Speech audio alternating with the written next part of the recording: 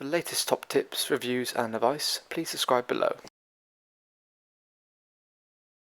Hello and welcome to Attwoolls Outdoors with me, Mike.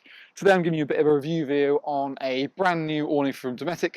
So here today I've got the Dometic Residence Air Stay full awning. So I know you're kind of thinking Residence is not really a new awning, but it is. So what they actually they've done is took the Residence concept of having an inflatable full awning from Dometic and actually then we've seen it previously with the all season, and then they brought out the tour.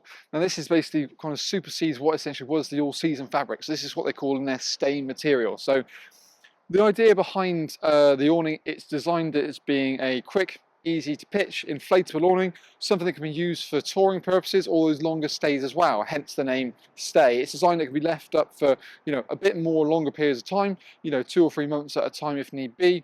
And it's been really designed that it's something that's not necessarily classing it as a residential awning, i.e. a seasonal awning that you'd put up for the whole season. Naturally, you could also use it in that purpose, but it does deteriorate the lifespan of the product by using that way. They don't want to put their belts and braces down and naming it and saying it is a seasonal awning. But if I'm being honest, it has all the tendencies that you could use it in that purpose. Now, what we've got is, like I said, it's an inflatable full awning itself. So we've got a single inflation point located down here, and we've got 3 deflation points along the bottom. Everything is all inflated from a single point. It comes as standard with an electric gale pump as well, so you haven't got to worry about physically pumping up from that point of view with a manual pump. You can just kind of press the button, sit back, relax, and let it do all that work for you. And actually, we've done a little tutorial video about how you're pitching up this Residence on our YouTube channel, and of course in our link below as well. So that shows you how quick, simple and easy it really can be. Admittedly, pretty much most part of the process is done by one person.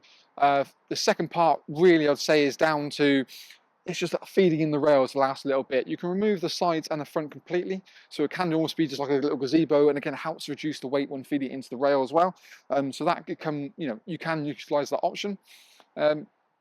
But one thing I would talk about mainly, as I say, is the material we've got. Now, this new Stay fabric is designed that has, it's almost 2 fabrics mixed into one. So what they've used is a really hard-wearing polypropylene roof section, similar to taking out sort of the medical industry really, and it's what they found, it's really UV resistant, so it doesn't really fade. It's very sort of strong, but also it's easy to clean. Naturally, you find once you get a little bit less condensation as well, because basically water doesn't tend to settle on the underside of it, but it can literally bead off really quite smartly there. And like I said, it's when you feel the material, it's got like a sort of rough and smooth side to it. So the smooth side allows water to kind of come off, and then the rough side kind of just obviously it catches any drips and anything to stop it dripping naturally down itself. What is the roof is twinned up with then is actually a breathable polycotton fabric. So that way you've got the breathability in the sides, obviously the waterproofness with the roof. Not only is it polycotton, but they've actually run ripstop running throughout as well. So it's a lot more reinforced. So actually what you find is that if, God forbid, you have an issue and it's sort of, you get a little tear or anything, it's isolated to that single point rather than carrying on throughout the actual awning itself. Now, as standard, they do a whole different size runs of the Residence model. So they sort of do what your traditional sizes, say from like, say, a size sort of 9 up to about a sort of 19. One thing I would bear in mind is actually that the sizes that you see with Dometic kind of full awnings aren't exactly the same as you'll find with others. So if you maybe, for an argument's sake, we're talking about the brackets. So with a Dometic, for example, your size 18, for example, will be basically 1075 to 1100 in a normal kind of sizing. What you find with Dometic, they're a little bit less. It's around about sort of 10 centimeters less.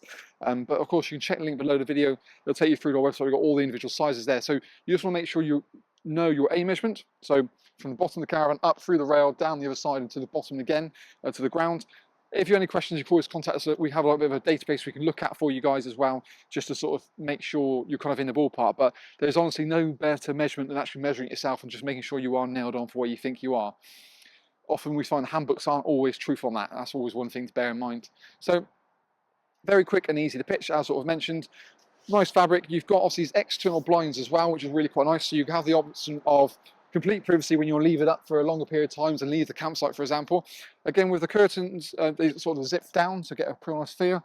Little Velcro patch on the bottom, just to kind of keep the central point there. You can also, like you have here, have it fully down, bring it sort of halfway by folding the fabric down and just zipping it down.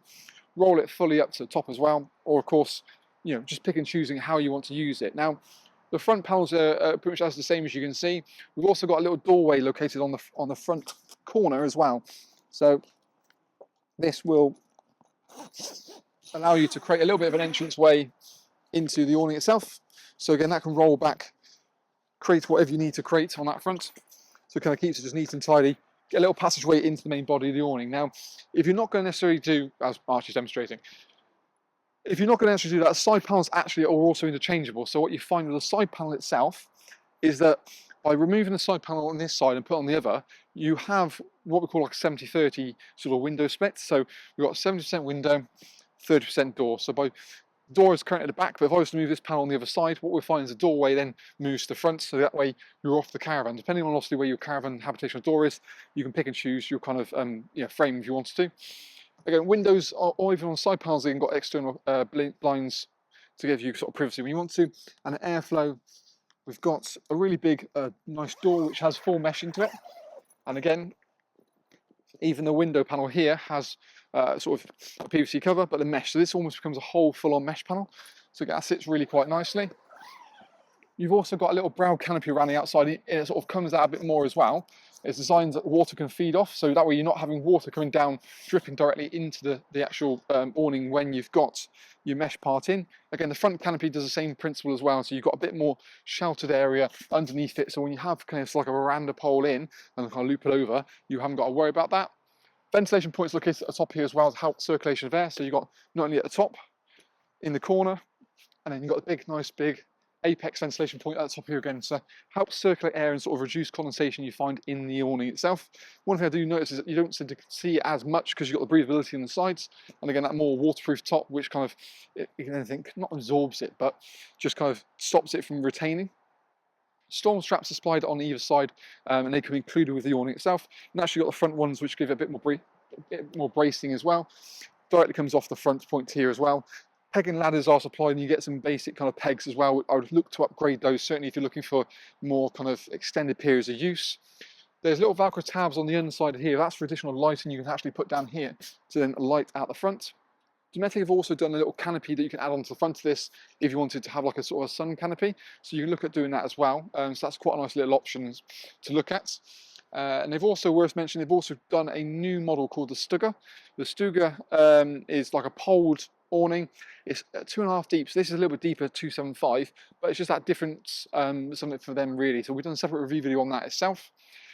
We've got an external zip on the outside of the panels here. This is for additional mesh panels that you can buy. So you can buy a pair of mesh panels so you can have that sort of ventilation point directly at the front. So obviously we've got the side mesh, as you can see, but then you can obviously mesh fronts as well. So that works really quite nicely.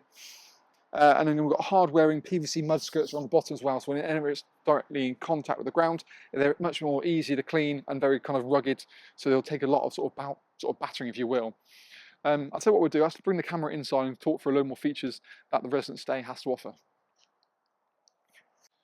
So now we're inside the resident stay, you can probably firstly notice actually is that little bit of extra depth you get really does help to take sort of the main body off the actual kind of caravan. So as soon as you have like a table and chairs in here, that little extra back, just under a foot, gives you a bit more extra space so you're not sort of falling out your caravan into this sort of section here as well. The other thing you can clearly see is just the sheer diameter size of that sort of main tube again. Really designed to be really nice and robust. They use a TPU tube as well, so it's one of the strongest tubes on the market. That's one thing I will say probably is Dometic as a whole as a brand probably have the best tube quality out of anyone we kind of associate with, be it Van Gogh or Salter. We just don't find their tubes kind of, for the amount we sell and the amount of issues we get in relation to tube related, I do find they're quite good. And they've also got a reinforced coating, cover casing we'll call it, again works really nicely. Single inflation point, but then we've got little taps to basically run the air out towards all the rest of the tubes. You can isolate off individually as well. So if you wanted to kind of isolate this section off here, so God forbid you did have an issue and everything's made by hands, there's always the chance of that. You can literally isolate it off, undo it like a garden hose, pop it back in, pop it out, sorry, unzip it, take it out, patch it, replace it, repair it, whatever you need to do, put it back in and reinflate it. So again, it's designed that it is kind of repairable. It's not sort of a one and done scenario. We've got obviously crystal clear windows, which is really nice sort of heavy duty PVC material. There also are curtains that's come supplied with it. This is a pre-production sample, so I haven't quite got the one here. They're on these little bit of nice little runners actually, so very easy to put on and off. Bit of a softer handle to them as well, but it's traditional kind of colour which you can kind of create that kind of homely kind of feel, which is always quite nice. A little retainer as well, just to kind of keep them neat and tidy at bay. Other things to point out is the fact that if we zip that on, you've got little lugs located on the side here. This is so you can actually create a veranda kind of style with that front panel. So you can drop it down, keep some like the dogs naturally inside and not have to worry about them, but still get the airflow coming in. And of course, because you can buy the extra mesh panels as well, you can have that breeze on a night and not have to worry about doing that. And because the mesh panels are designed to fit outside, if and when you want to open up or undo it, you can do it from the inside. So again, that's quite nice. Because you've got that little canopy on the front, it just gives it a little bit of clearance. You're not having water coming directly down and running directly inside, so you can still kind of keep the veranda in place if you are getting a little bit of rain. So we've got apex ventilations in the corners here as well, so that helps to allow airflow into the actual awning. Those are in the center point, and again in the two corner points as well, so again that works well. We've got a nice PVC motor wall, like I said, on the outside. This triangle points to stop the front beam from splaying out too far, but headroom height in here is pretty boastful. Like I said, me being 6'2", can stand up perfectly happily in the middle. Because of the very boxy nature of the front, tables and chairs can be a bit closer to the front section as well. There are some extra lug points as well, so if you wanted to add additional stability into it, there are the same veranda pole that can go sort of across the width.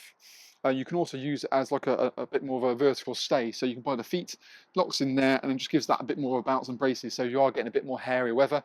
There's different points you can put it. So you can put it in the front panels, in the central panel if you really wanted to, or of course on the sides as well, so you can do on either side. So again, you can pretty much give an extra bit of support. So in theory you could have what, 2, 4, 5 support bars going up and then 2 going forwards if need be. Bit overkill if you ask me, but it's nice to have that flexibility. You can use that veranda pole either there or of course there. Also, as standard, you get a draft skirt comes included with it as well. A wheel arch cover typically is an extra, just depending on some people have single axle, some have twins, so it varies on what you kind of have. So they don't kind of give that included. So that's one thing you would have to buy. And also there's a footprint as well included with it as well. So again, gives that sort of really nice strong base on that front. Naturally, because you've got beams, it presses firmly against the caravan, so you haven't got to minimise, you haven't got to worry about pressure or anything. You can, if your rail does protrude out a little bit, there are some inflatable packing pads you can put between the beam, just to give it a bit more of an extra tension to the roof and get it looking a bit sharper. You've also got the little accessory track on here as well, so you use like hanging bits for storage organisers, or even to sort of hang like a front to rear rail off there to use that as sort of hanging or drying clothes. There's little details like that that really are quite nice and different. In fact, what we'll do now is pick the camera up actually and get a bit more up close and personal to some of these things I kind of have been mentioning. So, we'll start with, we'll go on the inside and work our way around. So again, nice kind of fabric. Naturally, you've got little Velcro tabs here as well for additional lighting. So this is for the kind of the Saber Link lights. So just kind of get my focused on. So you can actually literally put through there, run a bar in, and you've got 2 points. So you can either go in the sort of the front panel, or they can go in the roof panel as well. So you've got those nicely to use. And these are the little lug points I was referring to. So it's like a veranda pole can go in there, but the same veranda point, you've got the same lug going there, so I can go obviously vertically down, not only sort of side to side.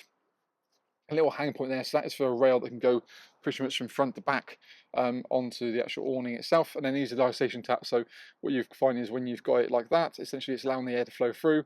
When you kind of cross it over, it means then it's isolated. So personally, I'd always kind of leave them open so the air can move around the system. And if you were finding you have a slow leak, then you can isolate it all off, find where the leak is, and then actually then repair it as need be. Little Velcro tabs also help to run cable points out to whatever cable entry points you want to use.